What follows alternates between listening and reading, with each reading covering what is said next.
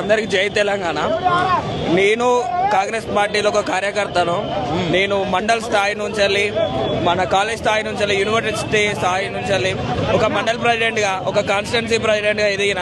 నేను యూత్ కాంగ్రెస్ లో by elected సెక్రటరీని, జనరల్ సెక్రటరీని యూత్ కాంగ్రెస్ కి. ఇప్పుడు ఏం చెప్పాలనుకుంటున్నాను? నేనేం లేదు, ప్రభుత్వానికి ఇచ్చిన అన్ని కేసీఆర్ ఇచ్చిన నోటిఫికేషన్లు. ఈయన పత్రాల సీఎం, ఉత్త పత్రాలు వంచి నేను జాబులు ఇచ్చిన అంటాడు. అది కరెక్ట్ కాదు. ఇక్కడ వాళ్ళ పిల్లలకు ఈ బాధ తెలుస్తుంది.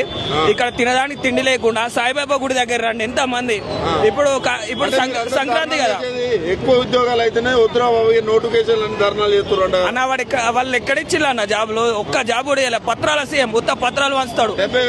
ఇప్పుడు సంక్రాంతి కదన్న, సంక్రాంతి కదా, 3 రోజులు ఈ హాస్టల్ అన్ని బంద్ అయితే ఆ సాయిబాబా గుడికి రండి. మా నిరుద్యోగుల కష్టాలు